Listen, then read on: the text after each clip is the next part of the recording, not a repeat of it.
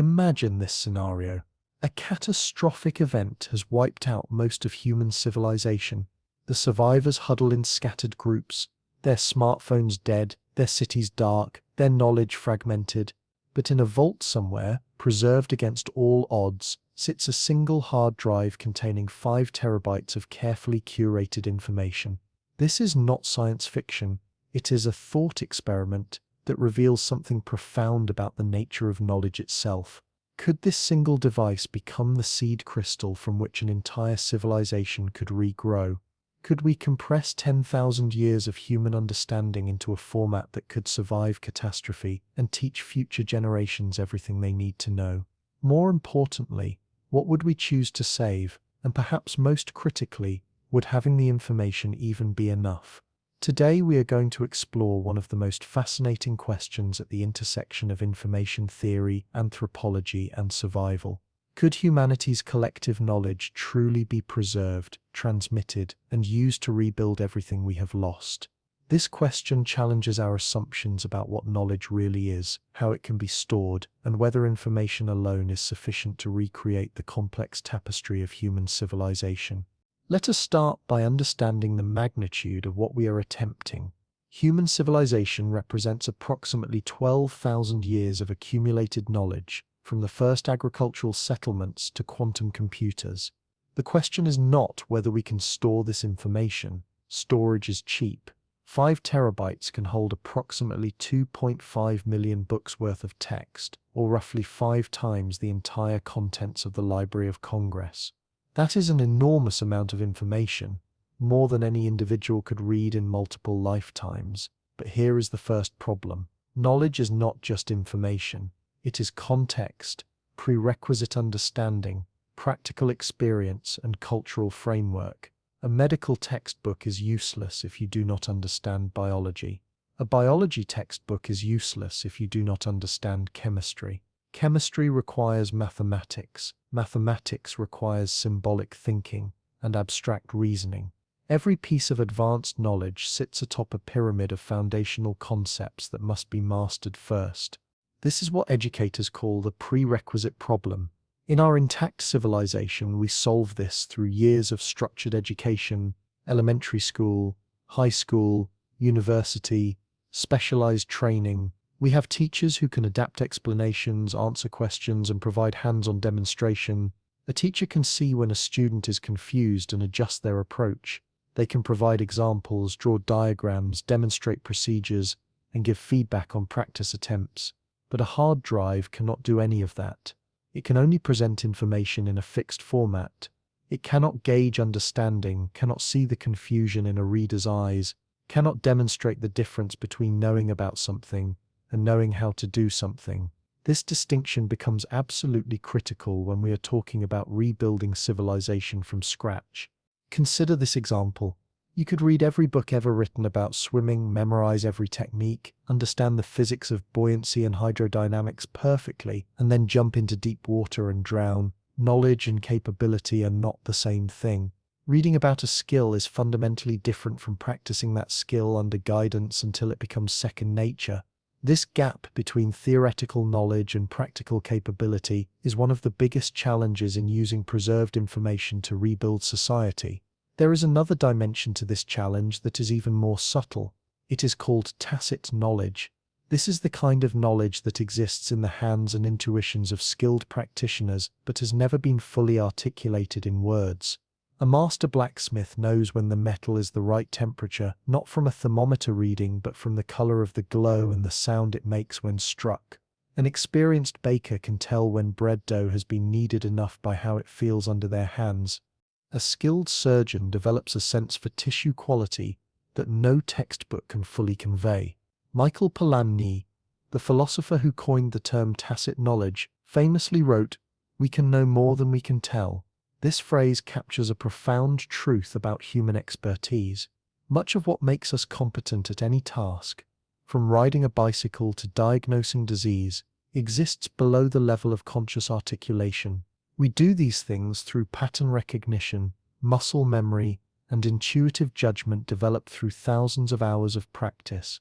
Now imagine trying to encode all of that into text and images on a hard drive.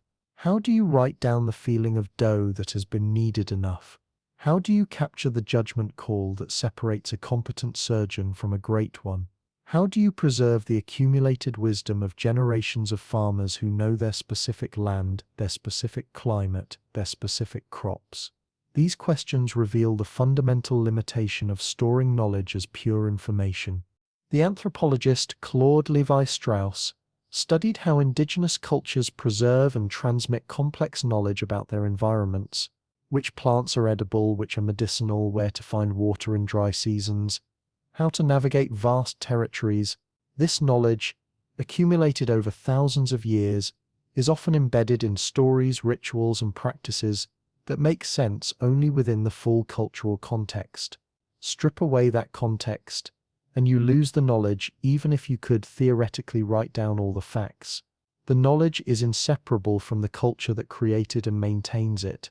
This brings us to perhaps the most challenging aspect of our thought experiment: the cold start problem. Imagine you are part of a survivor group 3 months after the collapse. You have this hard drive, and miraculously you have a way to power a computer and read it. You open it up, and you see millions of files organized into categories and subcategories. Where do you even begin? What do you look at first? Do you start with agriculture? Because you need food.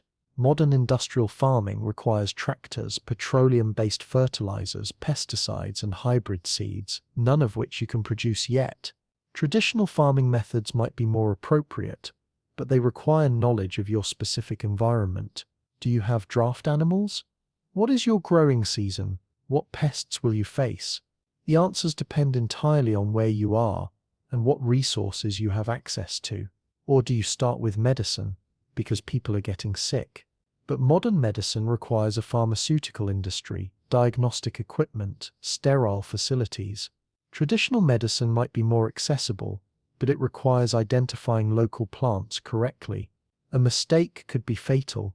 Without the ability to verify plant identification or test remedies safely, medical knowledge could be as dangerous as it is helpful. Or do you start with basic infrastructure? Clean water, sanitation, shelter. These are fundamental, but even simple technologies like water purification require materials and processes that might not be immediately available. Every path forward seems to require things you do not have yet, knowledge you have not acquired yet, or infrastructure that does not exist yet. It is like trying to bootstrap a computer. You need an operating system to run programs, but you need a program to install the operating system. How do you break into this circular dependency? This is where we need to think carefully about what we mean by rebuilding civilization. Are we trying to recreate modern technological society as quickly as possible? Or are we trying to establish a stable, sustainable culture that can gradually develop higher technologies over generations?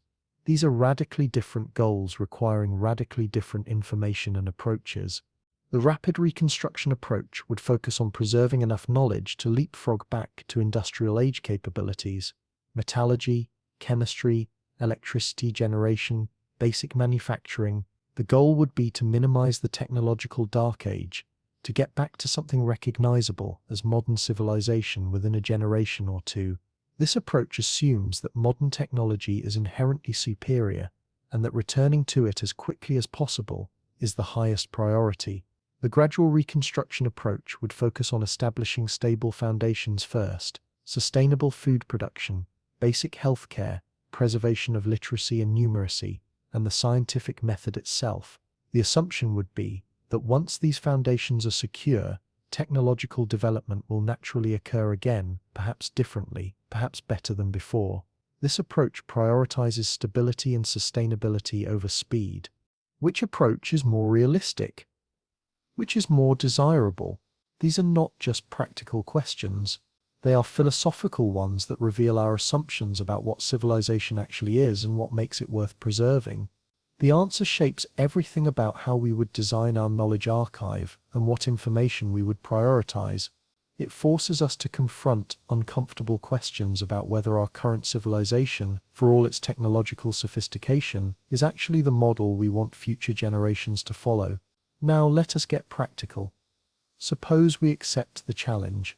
We are going to create this 5 terabyte archive of human knowledge, optimized for post-collapse civilization rebuilding. What do we actually put on it?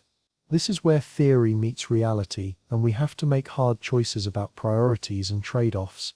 The first instinct might be to save everything, a complete snapshot of Wikipedia, every scientific paper ever published, every patent, every book.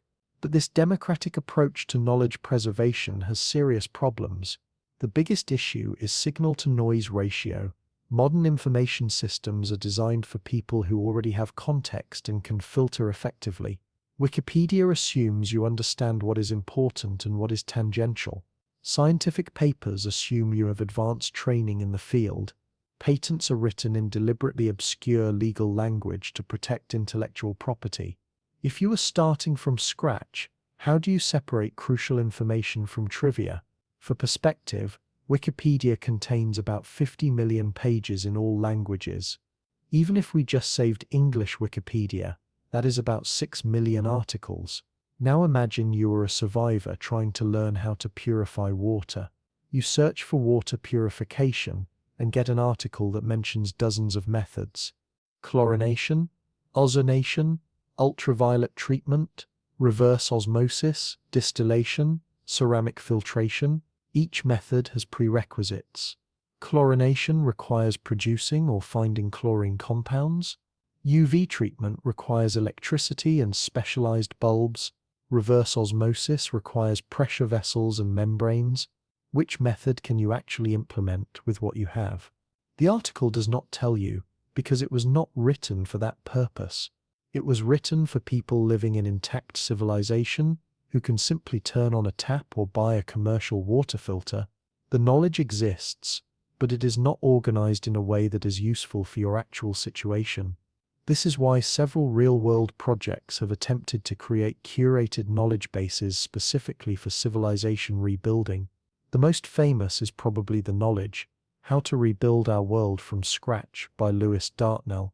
His approach is to identify the minimal set of technologies and knowledge needed to bootstrap back to industrial capability, presented in a logical progression. Dartnell argues that you need to understand the core principles rather than memorizing procedures. Do not just memorize that heating limestone produces quicklime, which can be slaked with water to make slaked lime for mortar. Understand that this is a chemical transformation where calcium carbonate decomposes into calcium oxide and carbon dioxide, and that this same principle applies to other chemical processes. Give someone the underlying logic, and they can adapt it to their circumstances. They can reason through variations and solve problems they have not specifically been taught to handle. But how do you teach principles? Principles are abstractions derived from many specific examples. To truly understand a principle, you need to see it applied in multiple contexts, to make mistakes and correct them, to develop intuition through experience.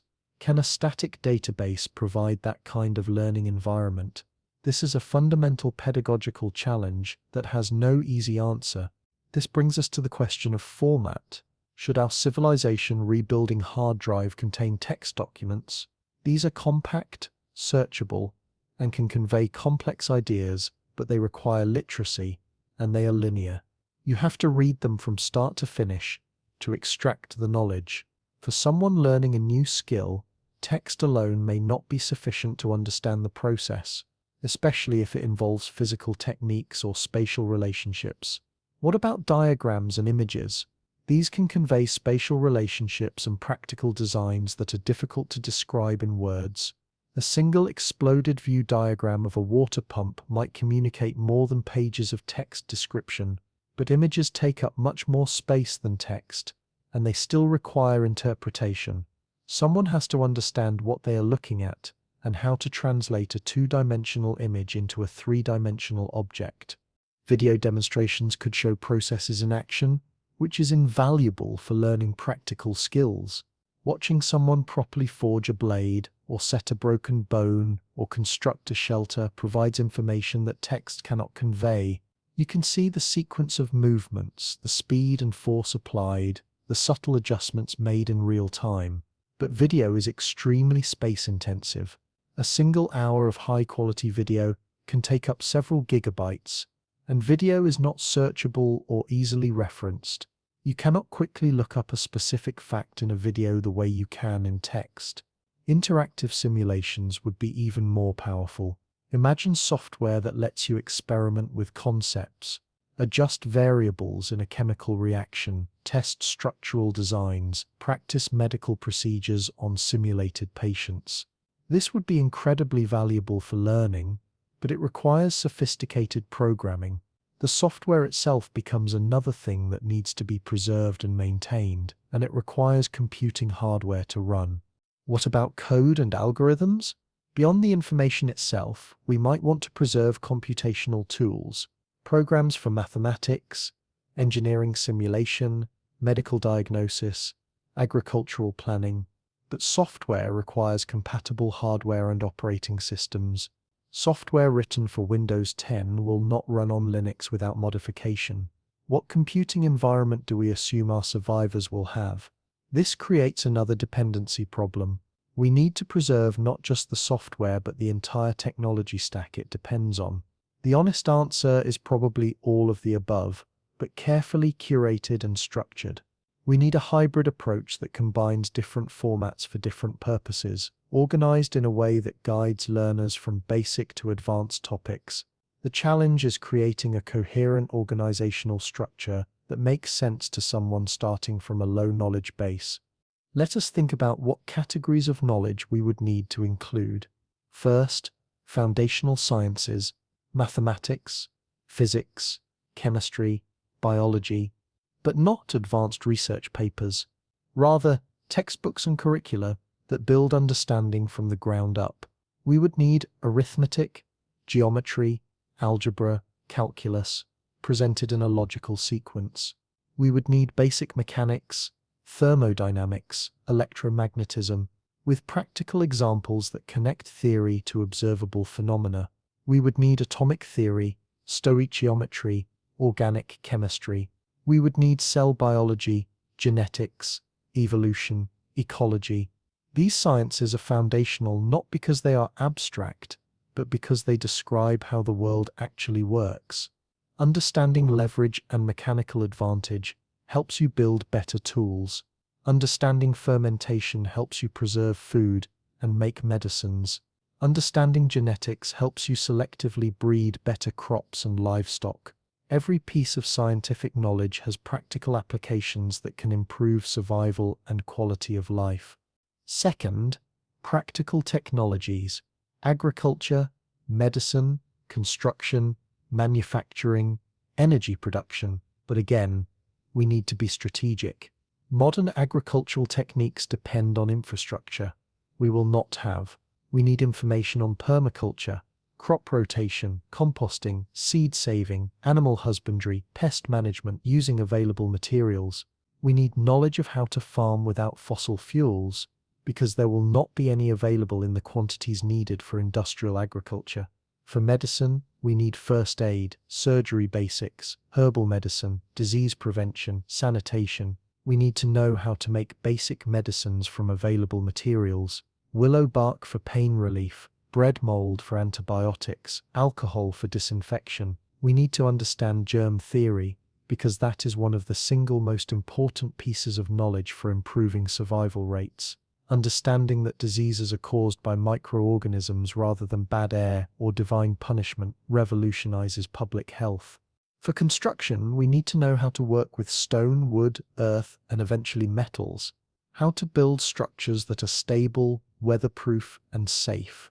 How to create water systems for bringing clean water to where people live. Waste systems for removing sewage safely.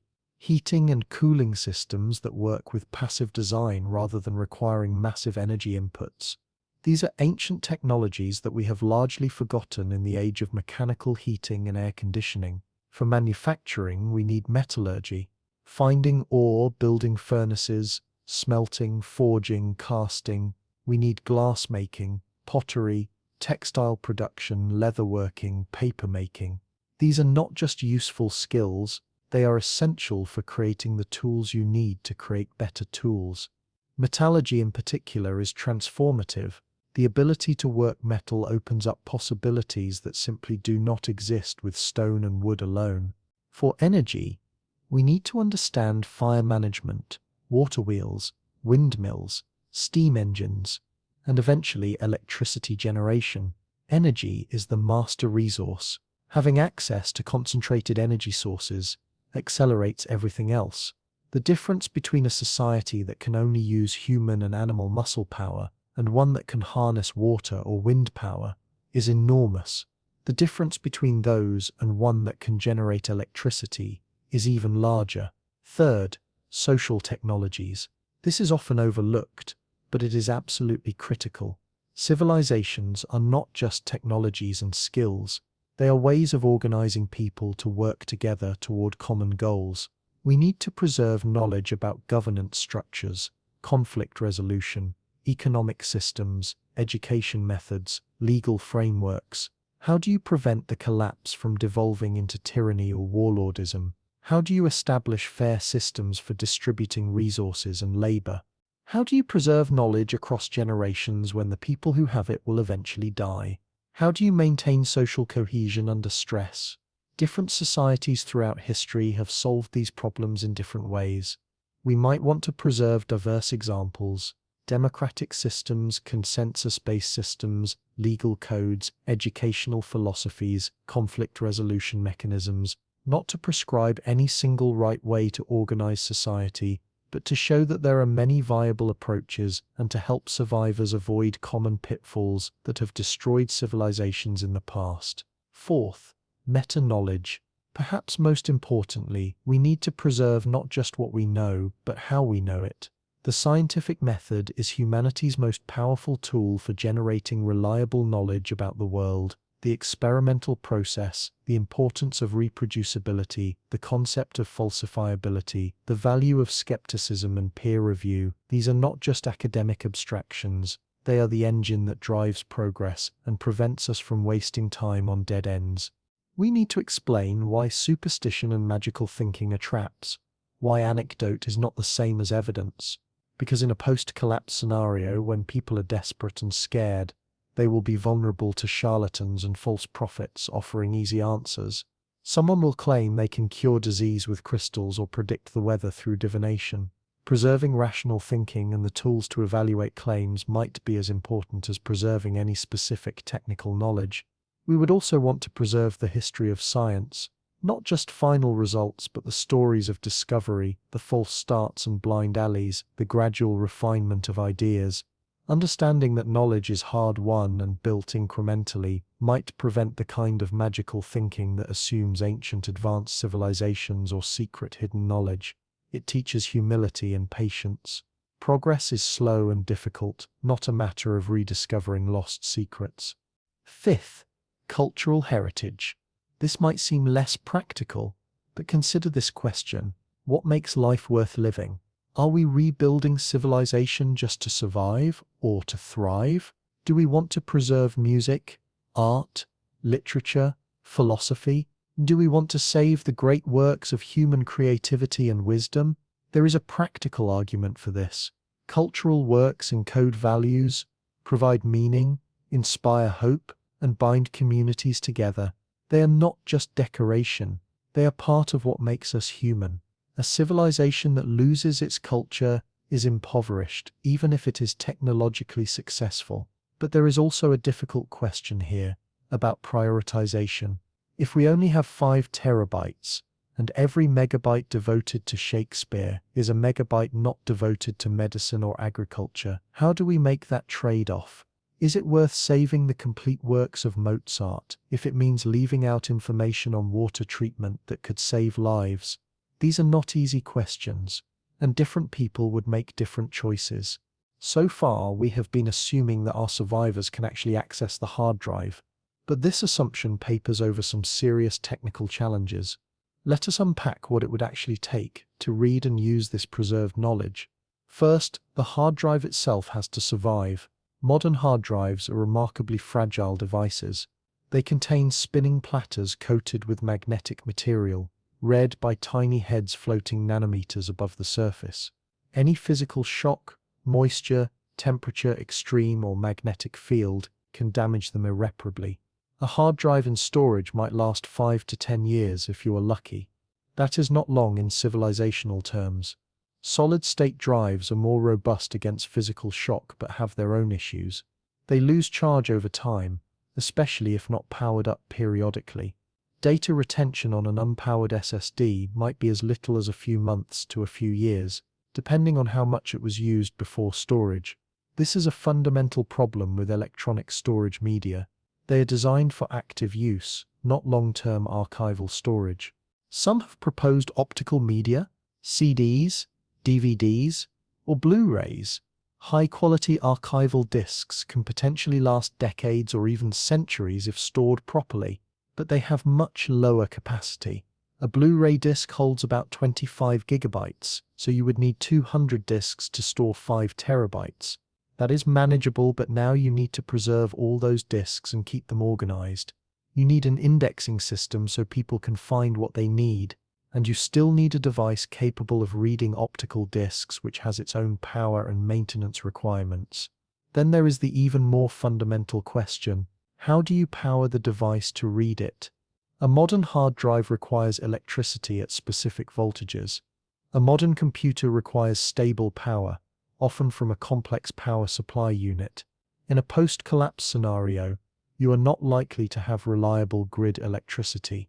The power grid is one of the first things to fail in a major catastrophe, and it is one of the last things to be restored because it depends on so many other functioning systems. Could you generate enough power?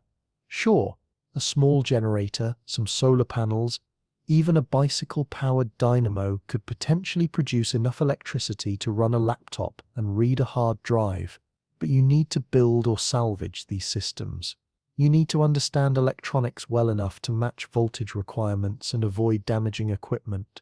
You need spare parts because electronics fail, capacitors dry out, connections corrode, semiconductors degrade. Without a functioning industrial supply chain, every electronic device is a precious, irreplaceable resource that must be carefully maintained. And even if you solve the power problem, you need a computer that can read the drive. This means a motherboard with compatible interfaces.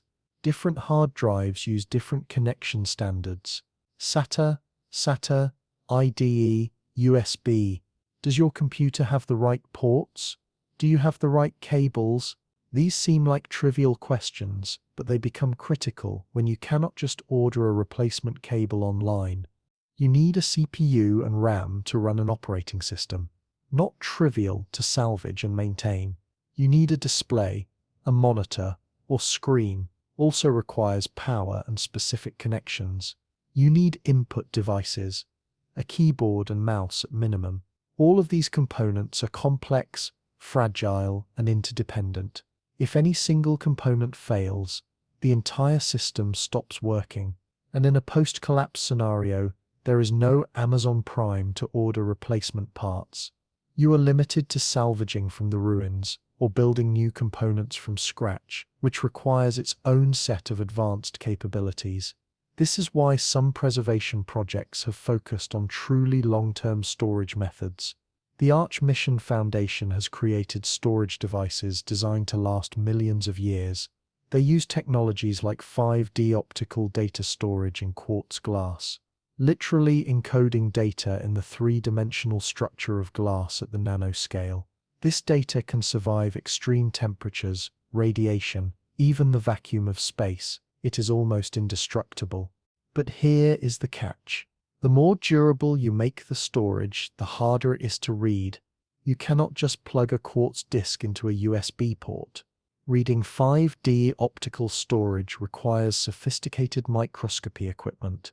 If your goal is to help survivors rebuild civilization, storage that lasts 1,000,000 years but requires advanced technology to read is not very useful. You have solved the durability problem but created an accessibility problem. There is a fundamental trade-off here between durability and accessibility. Easily readable formats are fragile. Durable formats require advanced technology to read. Some projects have tried to split the difference by including bootstrap instructions, simpler storage media that contain instructions for building the devices needed to read more complex storage media. For example, you might create Layer 1, information etched in metal or carved in stone, readable with nothing but human eyes. This layer would contain basic instructions for creating electricity, building simple computing devices, and reading Layer 2. Layer 2. Information on archival optical disks, readable with relatively simple laser-based devices. This layer would contain more detailed technical information and instructions for reading Layer 3. Layer 3. Information on high-density storage, hard drives, solid-state storage, or advanced optical formats. This is where the bulk of your 5 terabytes lives. Each layer teaches you how to access the next layer. But even this approach has problems. The bootstrap instructions need to assume some baseline of surviving knowledge. If you do not have basic metallurgy, you cannot build a laser to read optical disks.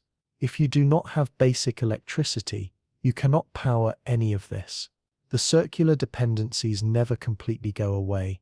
Maybe we need to think even more fundamentally. What is the absolute minimum technology required to preserve information across civilizational collapse? Human memory is remarkably resilient, but limited in capacity and prone to corruption over generations. Like the game of telephone, information changes each time it is passed from person to person. Writing is better, but requires maintaining a culture of literacy and preserving physical documents. Paper degrades over centuries. Parchment lasts longer, but is expensive to produce. Stone inscriptions can last millennia, but cannot store much information.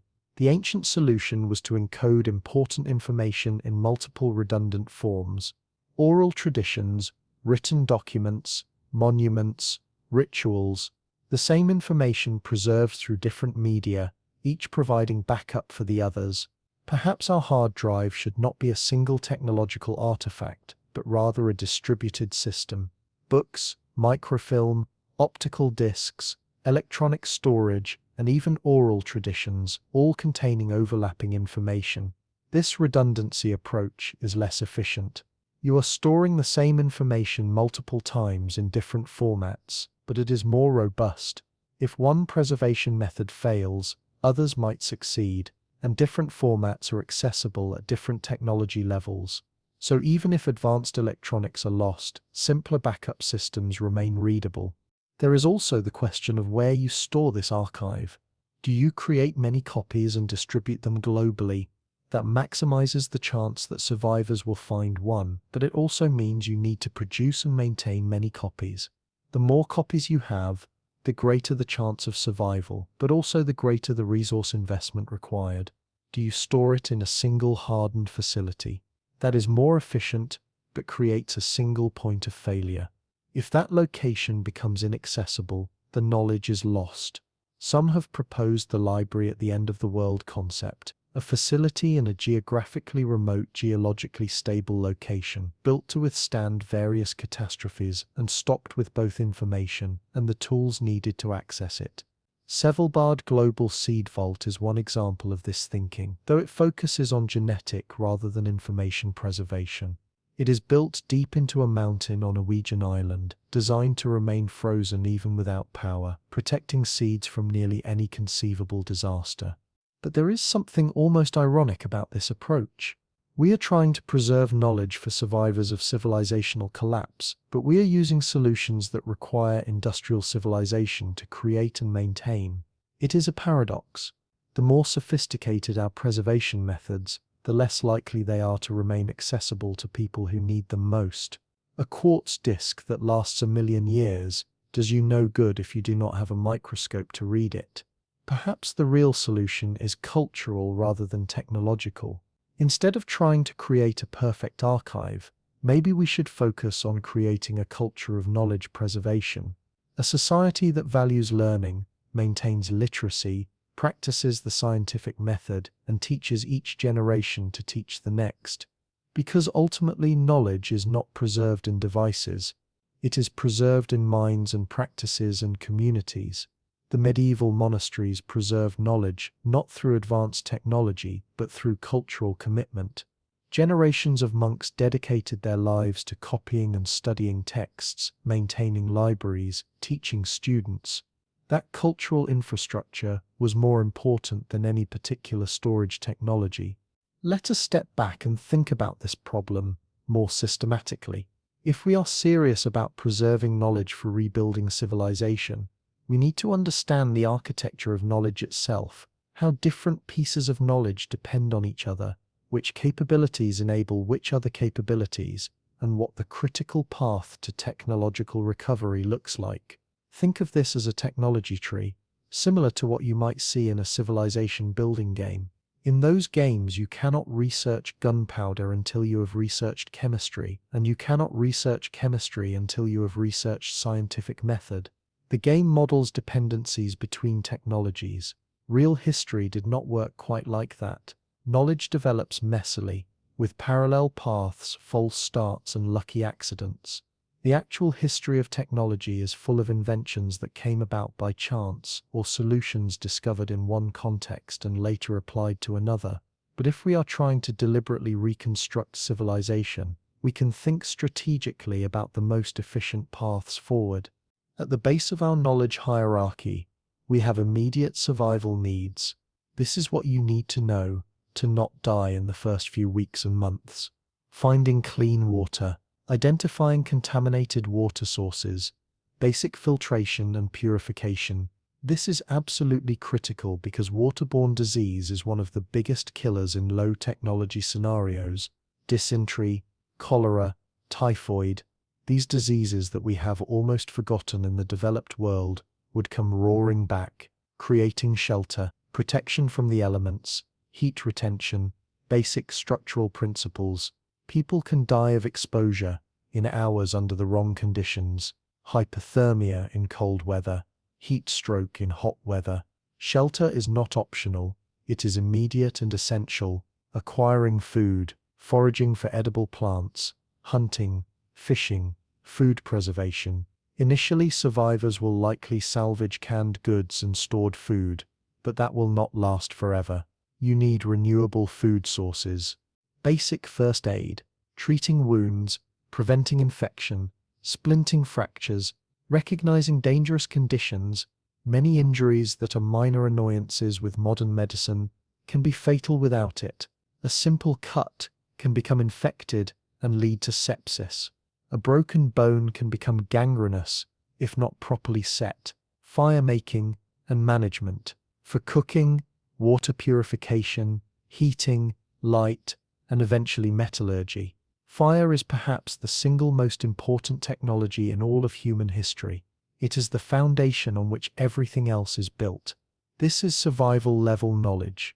It does not rebuild civilization, but it keeps you alive long enough to try. And crucially, most of this knowledge is practical rather than theoretical. It is skills that need to be practiced, not just facts to be memorized. You cannot learn to start a fire by reading about it. You need to practice with different materials until you develop the feel for it. The next level up is sustainable subsistence, establishing a stable life support system that does not depend on salvaging pre-collapse resources. Agriculture. This is the foundation of civilization. Moving from hunting and gathering to deliberate food production allows population growth, specialized labor, and accumulation of surplus resources. But agriculture is far more complex than just plant seeds and water them. You need to understand growing seasons and climate. Which crops are suited to your environment? When should they be planted? How much water do they need? Different crops have wildly different requirements, and planting the wrong crop for your climate leads to crop failure and starvation. You need soil management, crop rotation to maintain fertility, composting to add nutrients, understanding nitrogen fixation, managing soil pH and structure. Soil is not just dirt. It is a complex ecosystem of minerals, organic matter, bacteria, fungi, and other organisms. Healthy soil is essential for healthy crops. You need pest and disease management, identifying problems, using companion planting, creating barriers, natural pesticides from available materials. Without modern chemical pesticides, you need to understand integrated pest management, using ecological methods to control pests without destroying beneficial insects. You need seed saving, selecting the best specimens, properly storing seeds for next season, understanding basic genetics for selective breeding. This is how humans created all domesticated crops from wild ancestors over thousands of years.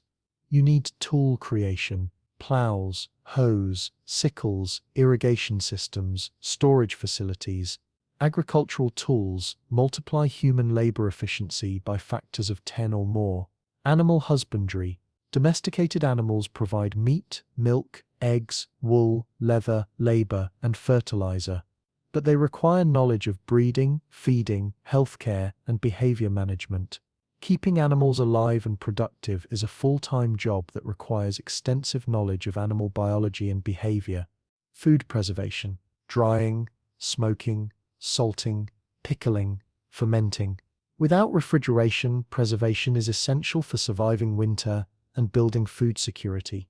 The ability to preserve food is what allows humans to live in seasonal climates. You cannot survive winter by hunting and gathering in most climates. You need stored food. Textile production. From growing or raising fiber sources, cotton, flax, wool, through spinning, weaving, and garment construction.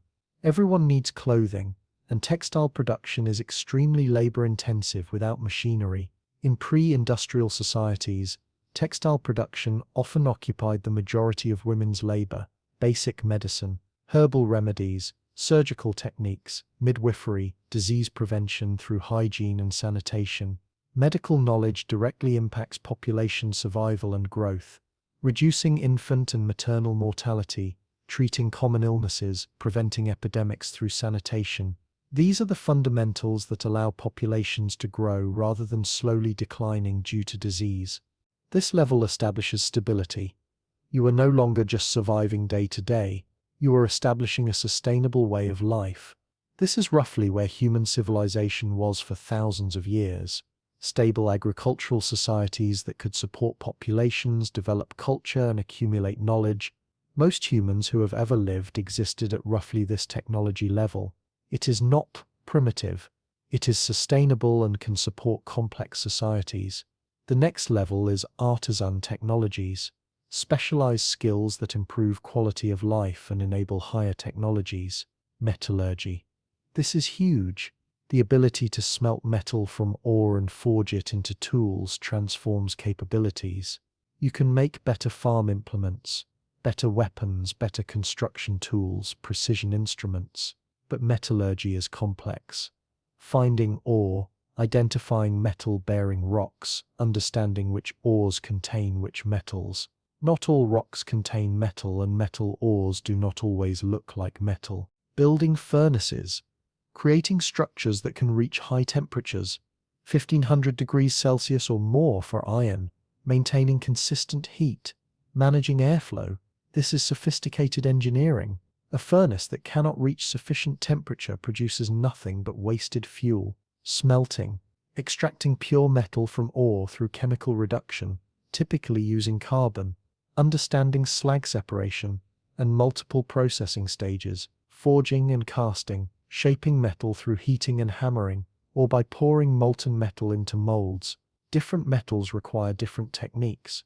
Copper melts at a lower temperature than iron, so copper working developed first historically. Alloys. Understanding that combining metals creates materials with different properties.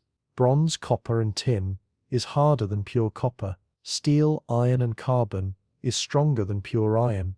The discovery of alloys was one of the most important technological breakthroughs in human history. Heat treatment.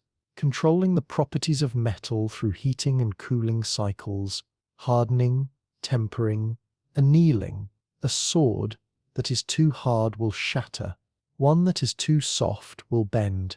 Heat treatment allows you to control these properties precisely. Advanced construction. Stone masonry, brick making, concrete, architectural principles for creating larger and more complex structures. Better buildings enable better workshops, storage, and living conditions. Roman concrete recipes would be particularly valuable here. They created concrete structures that have lasted 2,000 years, pottery and ceramics, not just for containers but for crucibles, molds, pipes, and eventually electrical insulators. Ceramics can withstand high temperatures and chemical processes that would destroy metal. Without ceramics, advanced metallurgy and chemistry are impossible. Glass making, essential for containers, windows, lenses for optics, laboratory equipment, and eventually electronics. But glass requires high temperatures and specific material combinations. Sand, soda ash, and limestone in the right proportions, melted at high temperature. Paper making, critical for preserving and transmitting knowledge. Paper is much easier to produce than animal parchment and more durable than most alternatives. The invention of paper in ancient China was as important as the invention of writing itself. Chemical processing, basic chemistry, acids, bases, salts, solvents, dyes, soaps, medicines. Understanding chemical reactions enables controlled transformation of materials. Chemistry is what allows you to take raw materials and transform them into useful products. At this level, you are developing specialized knowledge and skilled crafts. You are creating a base of artisan expertise that enables more sophisticated technologies. This is roughly where medieval societies existed, capable of impressive achievements in architecture, metallurgy, and craft, but limited in theoretical understanding and systematic innovation. Medieval cathedrals required sophisticated engineering even without formal physics. The next level is scientific and industrial revolution, understanding principles and scaling production, mathematics, systematic development of mathematical knowledge, geometry, algebra, calculus. Mathematics is the language of science and engineering. Without it, advanced technology is impossible. You cannot design a bridge without understanding the mathematics of structural forces. You cannot create precision machinery without mathematical measurement. Scientific method, systematic observation, hypothesis formation, experimental testing, reproducibility, peer review. This is the engine of reliable knowledge generation. The scientific method is arguably the most important intellectual tool humanity has ever developed. It is what separates systematic progress from random trial and error. Electricity, understanding electrical phenomena, generating electricity through various means. Chemical batteries, dynamos, water power, wind power, storing electricity, transmitting it, using it for lighting, heating, and eventually motors. This is transformative. Electricity enables so many other technologies. Communications, advanced manufacturing, computation, modern medicine. The electrical revolution changed human society as much as the agricultural revolution did thousands of years earlier. Chemical industry, large-scale production of chemicals, fertilizers, the Haber-Bosch process for fixing nitrogen, plastics, pharmaceuticals, explosives, dyes, solvents. Industrial chemistry creates materials that do not exist in nature. Synthetic fertilizers transformed agriculture by allowing far higher crop yields. Plastics created materials with properties that no natural substance possesses. Precision manufacturing, machine tools that can make other machines. Lathes, mills, drills, standardized parts, and interchangeable components. Precision measurement. This enables mass production and complexity that artisan production cannot achieve. Before precision manufacturing, every part was custom-made. Two muskets could not share parts. Precision manufacturing enables the industrial economy. Steam, power and heat engines, converting heat energy into mechanical work. This provides mobile power, locomotives, ships, and eventually automobiles and aircraft. It also enables stationary machinery, independent of water or wind power. The steam engine freed manufacturing from needing to be located near rivers, optics, and precision instruments. Microscopes and telescopes extend our senses. Precision measurement tools, micrometers, gauges, levels, enable accurate manufacturing. Cameras preserve images. All of these depend on understanding light and developing glass working capabilities, advanced medicine, germ theory, antiseptic technique, anesthesia, vaccines, antibiotics. Modern medicine depends on both knowledge and manufacturing capability. You need to understand disease and be able to produce medicines and equipment. The discovery of germ theory by Pasteur and others was as revolutionary as the discovery of electricity. Suddenly, invisible microorganisms explained disease, and we could take action to prevent it. This level is where industrial civilization emerges. You can produce goods at scale, harness significant energy sources, and systematically generate new knowledge. This is roughly 18th to early 20th century technology level. This is the world of steam trains, factories, telegraph communication, and early modern medicine. The final level is information age technology, computation, advanced materials, and space, electronics, transistors, integrated circuits, computers. Electronics miniaturizes and speeds up capabilities that might be possible with mechanical devices but were impractically slow or large. A mechanical computer the size of a room can be replaced with an electronic computer the size of a fingernail. Advanced materials, semiconductors, advanced polymers, composite materials, specialty alloys. These materials enable technologies that would be impossible with traditional materials. Silicon semiconductors enable all modern electronics. Carbon fiber composites enable lightweight structures stronger than steel. Telecommunications, radio, television, satellites, the internet. Long-distance communication transforms the rate at which knowledge can spread. Before telecommunications, information moved at the speed of a person traveling. After telecommunications, information moves at the speed of light. Nuclear technology. Both power generation and weapons, understanding atomic structure and nuclear reactions provides access to incredibly concentrated energy sources. A kilogram of uranium contains millions of times more energy than a kilogram of coal. But nuclear technology also brings existential risks. Space technology, rocketry, satellites, space stations, primarily valuable for communications, Earth observation, and eventually resource access. Satellites enable global positioning systems, weather forecasting, and worldwide communications. Biotechnology. Understanding genetics at the molecular level, genetic engineering, synthetic biology, the ability to deliberately design organisms and biological processes. This is modern civilization, roughly late 20th century to present. The question is, could a rebuilding civilization skip any of these levels? Could you jump from medieval technology straight to electronics? Almost certainly not. Each level provides both the knowledge and the manufacturing capability needed for the next level. You cannot build transistors without pure silicon, and you cannot make pure silicon without industrial chemistry and precision manufacturing. You cannot have industrial chemistry without basic chemistry and metallurgy. You cannot have metallurgy without fire management and ceramics. There might be some opportunities to take shortcuts, to use preserved knowledge to avoid blind alleys that historical civilizations explored. For instance, understanding germ theory from the start prevents wasting effort on humoral medicine or miasma theory. Understanding that phlogiston does not exist saves time investigating a false theory. You can avoid some of the dead ends that consumed centuries of effort in actual history. But you still need to develop practical capability at each level. You cannot skip learning metalworking because it is primitive. You will need those skills to build the tools that let you do more advanced work. The knowledge hierarchy is not just conceptual, it is practical. Each level provides the capabilities needed to reach the next level.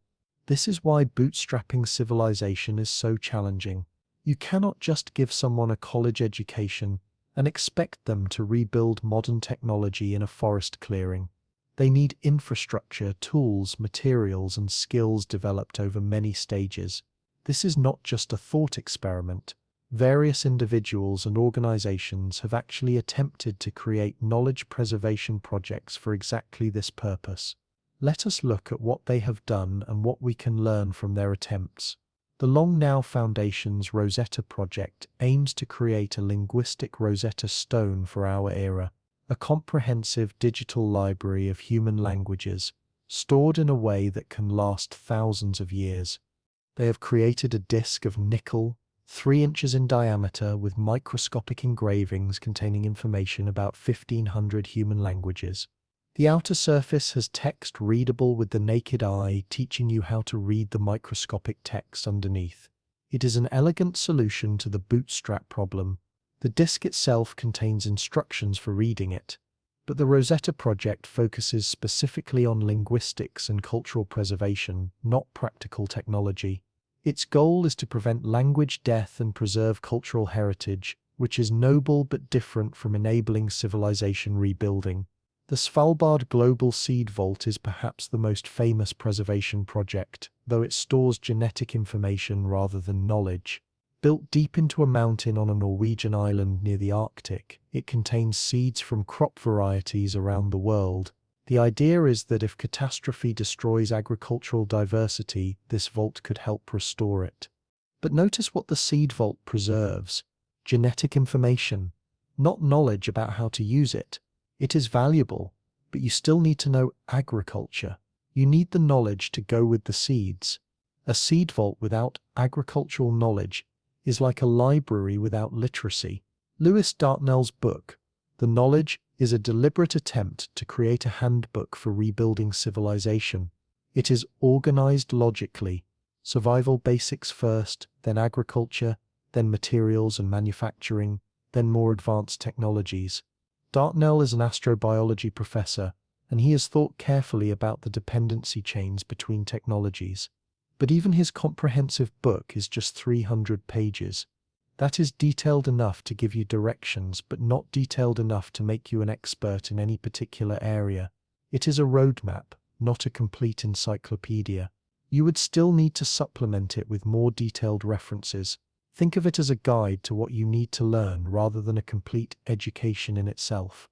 The Arch Mission Foundation has taken the most ambitious approach. They are attempting to create what they call the Lunar Library, long-duration storage devices sent into space where they are protected from Earth-based catastrophes. Their storage method uses layers of information at different densities.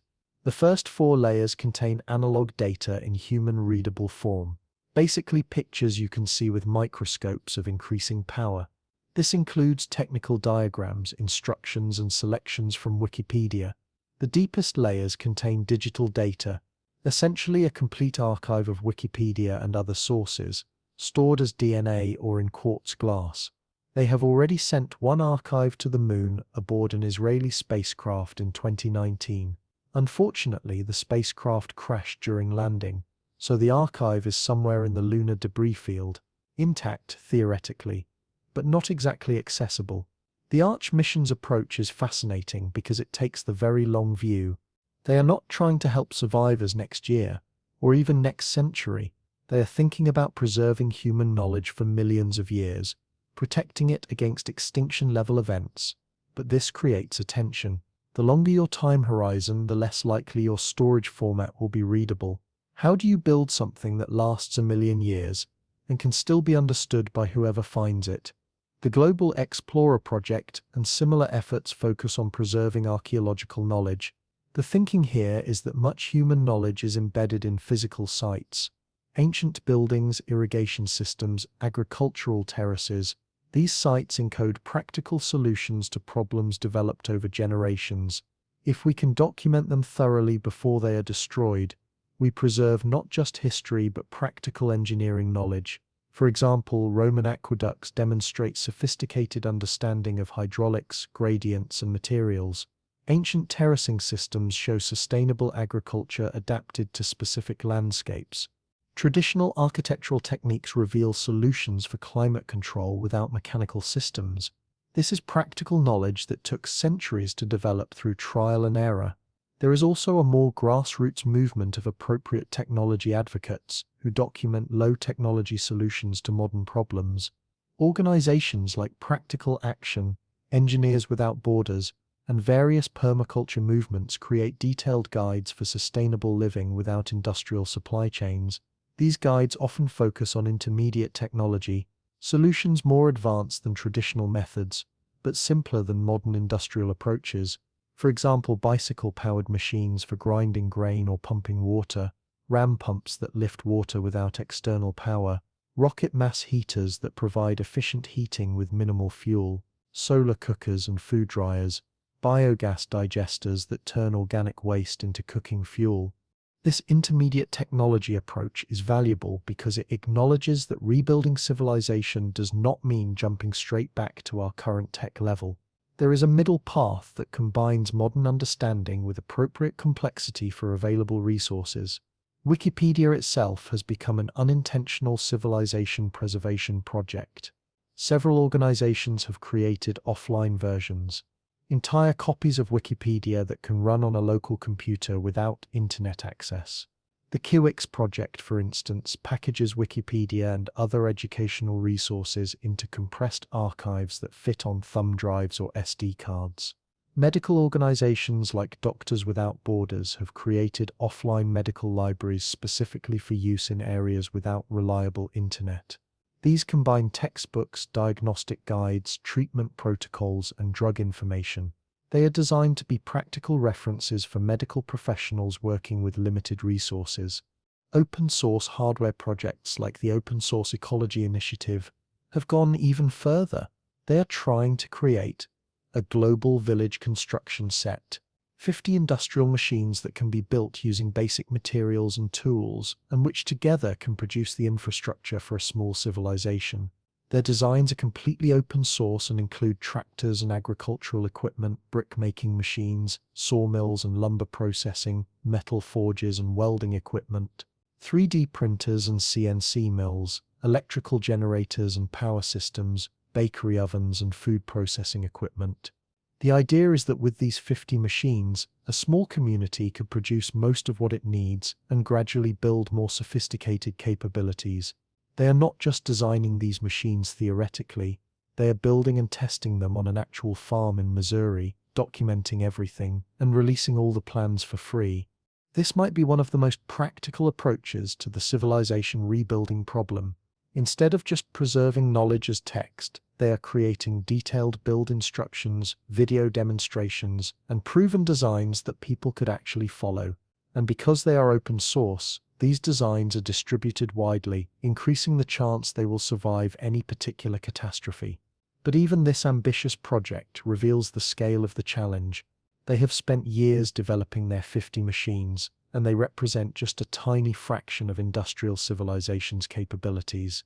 They give you agriculture, basic manufacturing, and construction, enough to bootstrap a small community to modest self-sufficiency. But they do not give you advanced medicine, electronics, or modern materials science. Those capabilities require much more complex supply chains and knowledge bases. There is another interesting project called the Internet Archive, which has been archiving the entire internet since 1996. They are preserving not just websites but software, books, videos, music, essentially trying to create a comprehensive record of digital culture. They maintain physical data centers and are exploring long-term storage technologies. The challenge they face is similar to our hard drive problem. How do you preserve not just the data but the ability to access it? They maintain multiple copies in multiple locations in multiple formats. They periodically migrate data to new storage media as old formats become obsolete. It is a constant battle against technological change and bit rot. What can we learn from all these real-world attempts? First, there is no single perfect solution. Different projects focus on different aspects of the problem: linguistic preservation, genetic preservation, practical knowledge, theoretical understanding, hardware designs. A truly comprehensive civilization rebuilding archive would need elements from all of these approaches. Second, redundancy is essential. Every single point storage solution is vulnerable. Multiple copies, multiple formats, multiple locations increase the odds that something survives and remains accessible. Third, the bootstrap problem is real and hard to solve. You can store vast amounts of information, but if people cannot access it or understand it, it is useless. The most successful preservation approaches include layers of increasing complexity, where each layer teaches you how to access the next. Fourth, practical demonstration beats theoretical explanation. Video demonstrations, tested designs, and proven processes are more valuable than abstract principles, at least for the initial stages of rebuilding. Fifth, open and distributed systems are more resilient than proprietary or centralized ones. The more people who have access to the knowledge, the more likely it is to survive and propagate. This argues for making civilization rebuilding knowledge as widely available as possible, not locked in a single vault somewhere. But all of these projects also reveal something sobering. Despite all this effort, we are not really prepared for civilizational collapse. The knowledge exists, scattered across millions of books, websites, video tutorials, and expert minds. But it is not organized for survival. It is not structured for learning from scratch. It is not accessible without modern infrastructure. If catastrophe struck tomorrow, survivors would have access to vast amounts of information. There are millions of books in libraries, billions of pages on cached websites, countless devices with stored data, but almost none of it is organized for the purpose of rebuilding civilization. It is organized for people who live in an intact civilization and are looking up specific information for specific purposes. Let us talk about something we have been dancing around. This assumption is far from guaranteed. In fact, there are good reasons why survivors might reject our preserved knowledge, either partially or entirely. First, consider the emotional context. Whatever catastrophe destroyed civilization was likely traumatic. War, pandemic, environmental collapse, or some combination. Survivors would have lost loved ones, suffered through terrible conditions, watched social order break down. Some significant percentage would blame technology, modernity, or civilization itself for the catastrophe. This is what your advanced civilization got us, would be a compelling argument. Why would survivors want to rebuild the same systems that led to catastrophe? They might prefer simpler, more sustainable ways of living. They might reject industrialization, seeing it as the root cause of environmental destruction. They might reject centralized authority, having seen how it failed during the collapse. This is not just speculation. We have historical examples of societies deliberately rejecting more complex technologies in favor of simpler ones. The Amish, for instance, selectively adopt technologies based on whether they strengthen or weaken community bonds. They are not ignorant of modern technology. They understand it and choose not to use much of it. Various counterculture movements have advocated for voluntary simplicity or appropriate technology, deliberately using simpler, more sustainable methods even when more advanced options are available. After a civilizational collapse, this philosophy might be even more appealing. There is also the question of capability and interest. Our hard drive might contain detailed instructions for rebuilding industrial civilization, but do the survivors have the cognitive tools to use it? This is not about intelligence. It is about literacy, numeracy, abstract thinking, and the entire cognitive framework that comes from growing up in a literate technological society. In our current world, we spend 12 to 16 years educating people before they are ready to learn advanced subjects. We teach them to read and write, to think abstractly, to understand mathematical notation, to follow complex arguments. These are not innate abilities. They are learned skills that require years of practice. Now imagine a post-collapse scenario where formal education has broken down. Children grow up learning practical survival skills from their parents. Hunting, foraging, farming, crafting. They might learn oral traditions and stories, but do they learn to read? Do they learn mathematics beyond basic counting? Within a generation or two, you could have a population that lacks the cognitive tools to access written technical knowledge, even if they physically possess the hard drive. Reading is not just decoding symbols. It is a complex cognitive skill that requires practice to maintain. In a society where reading is not necessary for daily survival, it might be lost. This has happened historically. The collapse of the Western Roman Empire led to a dramatic decline in literacy in Europe. Knowledge was preserved in monasteries, but the broader population could not access it. It took centuries to rebuild widespread literacy. Then there is the power dynamics question. Knowledge is power, and power attracts people who want to control it. In a post-collapse scenario, whoever controls access to the hard drive controls a tremendous resource. They could become a new priesthood, doling out knowledge in exchange for obedience or resources. This is not cynicism, it is historical pattern. Throughout history, literate elites have maintained power partly through exclusive control of written knowledge. In medieval Europe, the Catholic Church's control of Latin literacy gave it enormous power. In many traditional societies, specialized knowledge, religious, medical, technical, was closely guarded by practitioners who passed it only to chosen apprentices. A civilization rebuilding hard drive could easily become a tool of control rather than liberation. The people who can read it gain power over those who cannot. They might have every incentive to maintain their monopoly rather than spreading knowledge widely. Even if the knowledge is shared, there is the question of interpretation. Technical information can be misunderstood, especially by people who lack background context. Medical information could be misapplied dangerously. Chemical formulas could be used to create weapons or poisons. Nuclear information could lead to catastrophic accidents. Should our hard drive include dangerous knowledge? Should it include instructions for making explosives, weapons, or poisons? These have legitimate uses. Explosives for mining and construction, for instance, but they can also cause tremendous harm in the wrong hands. Some would argue that we should include everything and trust people to use knowledge responsibly. Others would argue that certain knowledge should be deliberately excluded or obscured to prevent misuse. This is essentially the same debate we have now about information security, dual-use technology, and censorship, but with even higher stakes. There is also the cultural diversity question. Our hard drive would inevitably reflect the biases and values of whoever creates it. If it is created by Western technologists, it will likely emphasize Western scientific and technological traditions. But human knowledge is far more diverse than that.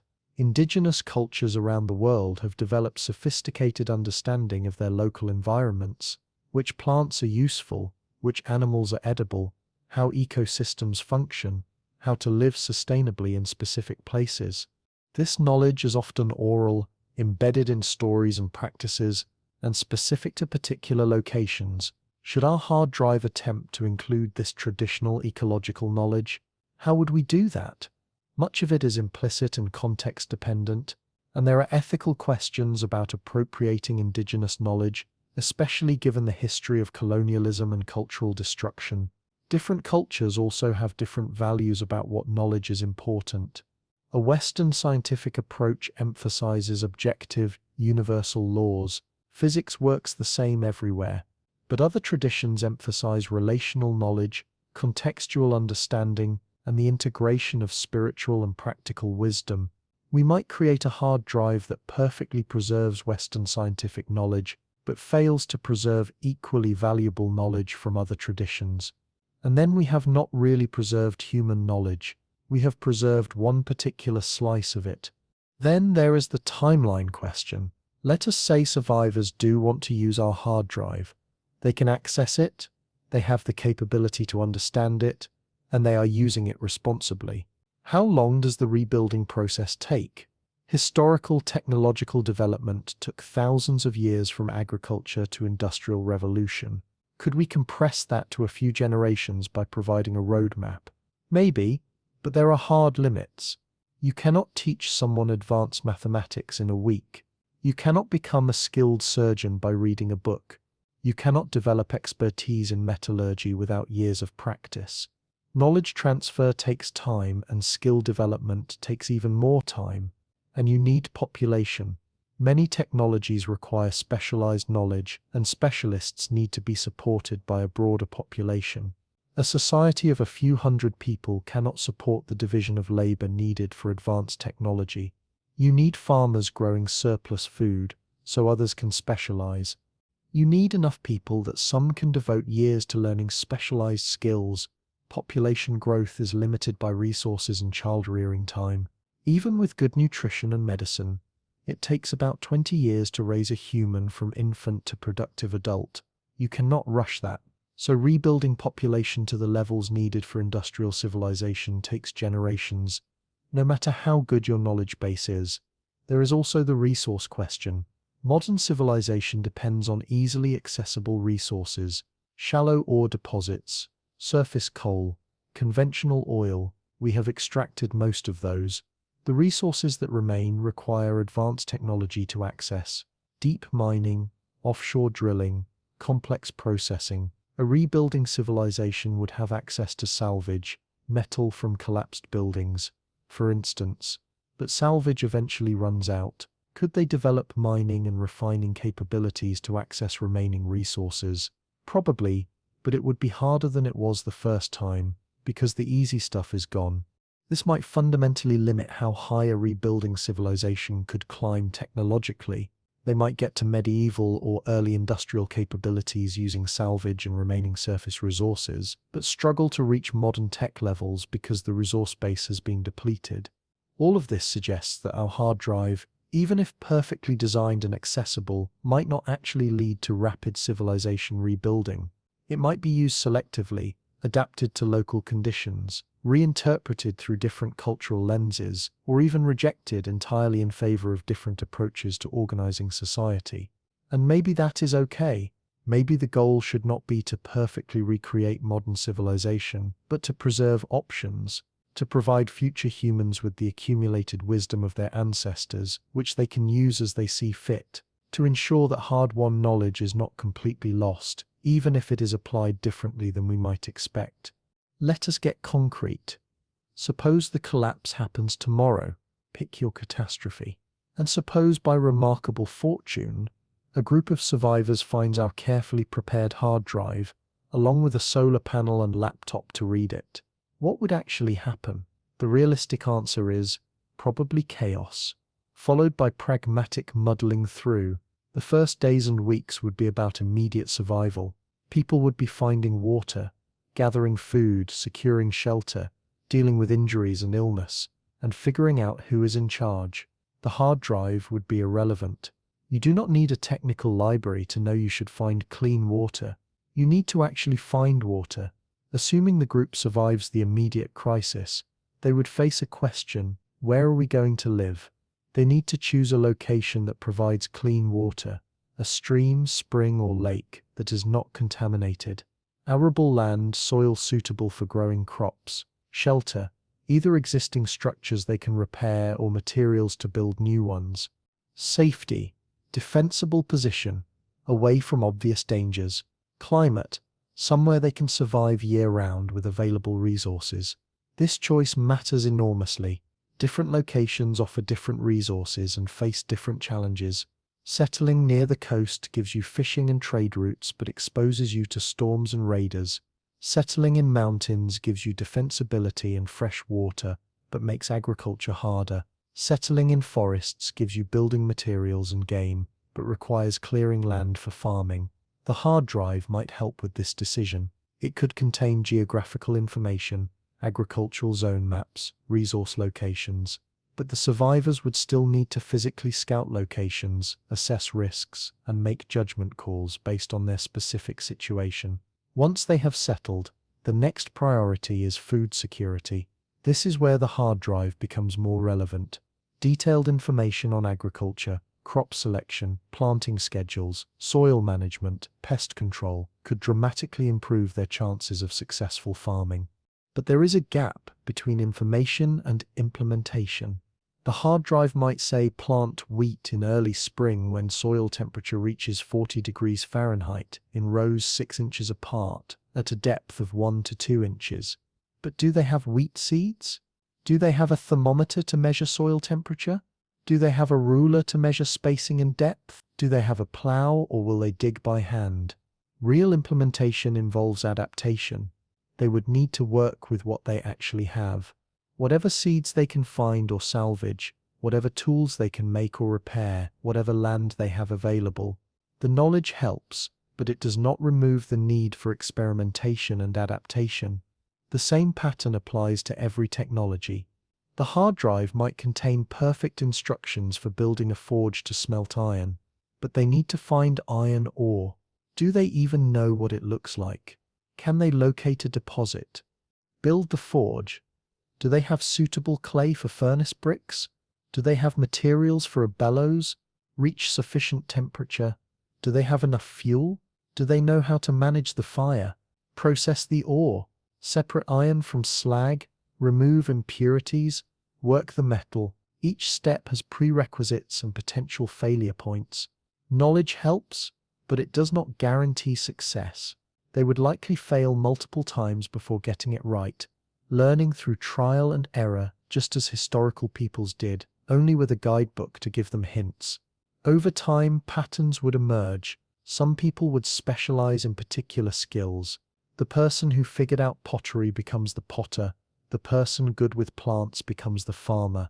The person who can read and understand the technical documents becomes the knowledge keeper. This knowledge keeper role would be crucial. Someone needs to spend time with the hard drive, learning, taking notes, teaching others. This person, or small group, becomes the link between preserved knowledge and practical implementation, but they face a challenge. How do you teach what you have just learned yourself? How do you simplify complex information for people who have not read the background material? How do you translate abstract principles into concrete instructions for specific situations? Teaching is a skill separate from knowing. The knowledge keeper might understand metallurgy from the hard drive, but explaining it clearly to someone else, demonstrating techniques, correcting mistakes, that requires pedagogical skill developed through practice. Over years, the community would slowly build capabilities. Their first attempts at technologies would be crude. Early pottery would crack. Early metal tools would break. Early buildings would leak. But they would improve through iteration, and the hard drive would help them avoid some dead ends and false theories. They would also start adding their own knowledge, discoveries about local conditions, adaptations that work better than the standard instructions, solutions to problems the hard drive did not anticipate. Real knowledge is always contextual. Generic instructions need to be adapted to specific circumstances. One critical question: would they maintain the hard drive and computer? Electronics require care. The solar panel degrades over time, maybe lasting 20 years with luck. The computer and hard drive might last 10 years if carefully maintained, but eventually components will fail. Capacitors dry out, connectors corrode, drives develop bad sectors. Before the electronics die, they need to transcribe critical information into more permanent forms. Paper, if they can make it. Parchment or vellum from animal skins. If they cannot, carefully copied books, illustrated with diagrams, preserved as the community's most valuable possession. This transcription process is crucial and fraught. What do you copy first? You cannot copy everything. That is millions of pages. You have to prioritize, and in copying, you risk introducing errors or simplifying in ways that lose important nuance. Historical manuscript cultures dealt with this constantly. Medieval monks copying ancient texts sometimes made mistakes, or corrected things they thought were errors, or added their own annotations that later readers confused with the original text. Knowledge preserved through copying is knowledge that changes over generations. What happens to the original knowledge? It gets reinterpreted, adapted, mixed with local discoveries and practical wisdom. Stories grow up around it. The ancients knew how to do this. Some information is preserved accurately, some is garbled, some is lost entirely. Within a few generations, you might have a society that is significantly more advanced than they would have been without the hard drive. They would have better agriculture, better medicine, better materials, but they would not have recreated modern civilization. They would have created something new, informed by but not identical to what came before. And honestly, that might be the best possible outcome. Not perfect recreation, but informed evolution, a new civilization that learns from the past without being trapped by it. We have spent this entire video discussing the practical challenges of preserving knowledge and rebuilding civilization. But underneath all of this is a deeper philosophical question. What is civilization? Really, what are we trying to preserve? Is civilization our technological capabilities? The ability to manufacture computers, fly aircraft, perform surgery, generate electricity? If so, then our hard drive project makes sense. We are preserving technical knowledge that enables these capabilities. But is that really what makes civilization valuable? Or is civilization something more? A way of organizing society that allows people to flourish, to create art and culture, to pursue knowledge, to live in relative peace and prosperity? If it is the latter, then maybe technical knowledge is not even the most important thing to preserve. Maybe we should focus on preserving social technologies, democratic institutions, legal systems, educational methods, conflict resolution processes. Maybe we should preserve philosophy, ethics, and wisdom literature that help people live well together. Different people throughout history have had radically different ideas about what constitutes a good civilization. Ancient Athens valued democracy, philosophy, and artistic achievement, but was built on slavery. The Roman Empire achieved remarkable engineering and organizational feats, but was fundamentally militaristic and expansionist. Medieval Christendom preserved learning through monasteries, but was hierarchical and often oppressive. The Enlightenment brought scientific advancement and human rights, but also colonialism and environmental exploitation. Our modern technological civilization has given us longer lifespans, reduced physical suffering, increased material comfort, and unprecedented access to information and culture.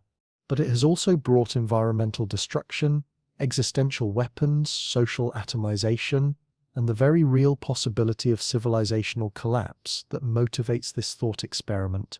Would we even want to recreate this civilization, if we could? Or would a post-collapse society be wise to learn from our mistakes and build something different?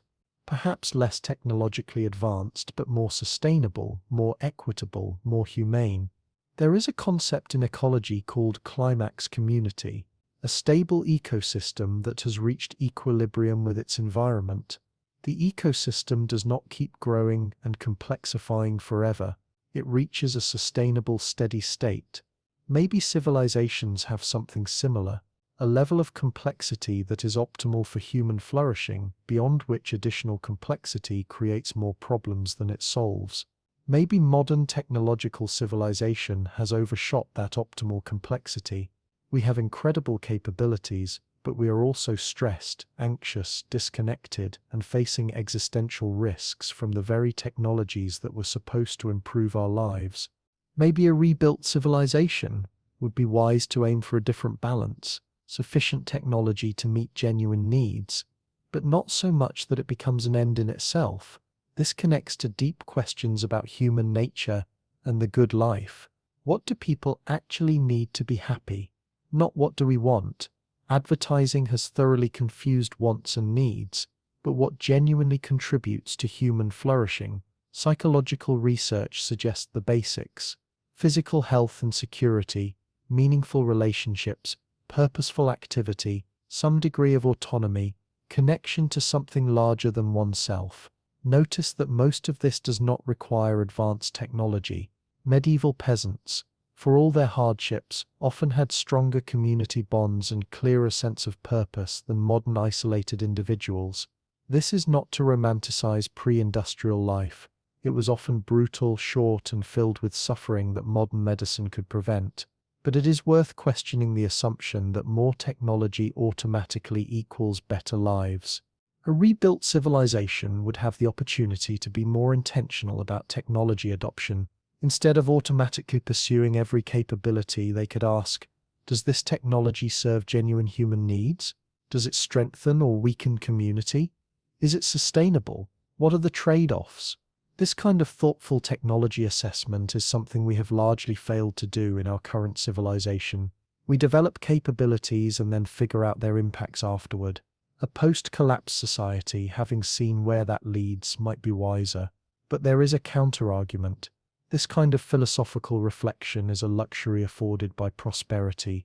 When you are worried about starving next winter, you do not have time to contemplate the good life. You focus on survival. and technologies that increase survival chances, better agriculture, better medicine, better shelter, are adopted regardless of philosophical concerns. The gradual accumulation of small pragmatic choices leads to technological civilization, almost inevitably. Each individual technology seems beneficial in isolation. It is only at scale that you see the systemic effects: environmental degradation, social disruption, existential risk. This suggests that avoiding our mistakes is not just a matter of having better knowledge or making wiser choices. It might require different social structures that can think long-term and resist short-term pressures. But what structures? History does not offer clear examples of societies that successfully balance technological capability with long-term sustainability. Maybe this is why the hard drive question is so fascinating. It is not really about data storage or technical knowledge. It is about what we value, what we want to preserve, and what kind of world we hope future generations will build. The hard drive is a mirror. What we choose to put on it reveals what we think matters. And struggling with the question of whether it would even work, whether people would use it, whether rebuilding civilization is even desirable, these struggles reveal our deep uncertainty about the value and direction of our own civilization. So, could we rebuild civilization from a single hard drive? The technical answer is maybe, partially, eventually, if conditions were right. 5 terabytes is enough to store vast amounts of information: technical knowledge, scientific principles, practical instructions, cultural works. Modern storage is reliable enough that the data could survive years or even decades if properly maintained. The information exists and could theoretically be preserved. But information alone is not knowledge, and knowledge alone is not capability. Rebuilding civilization requires not just knowing what is possible, but being able to implement it with available resources, in specific conditions with limited population and expertise. It requires time, generations, not years. It requires social stability, educational infrastructure, and division of labor. The hard drive could accelerate the process significantly. It could help a post-collapse society avoid false starts and dead ends, understand principles rather than just procedures, and make connections between different domains of knowledge. It could preserve hard-won understanding that would otherwise take centuries to rediscover, but it would not be a magic solution. Survivors would still need to adapt general knowledge to specific conditions, develop practical skills through hands-on experience, and build the social and physical infrastructure that allows specialized knowledge to be developed and transmitted. They would still need to solve the bootstrap problem, developing the capabilities needed to implement more advanced capabilities. And they might not even want to rebuild our civilization.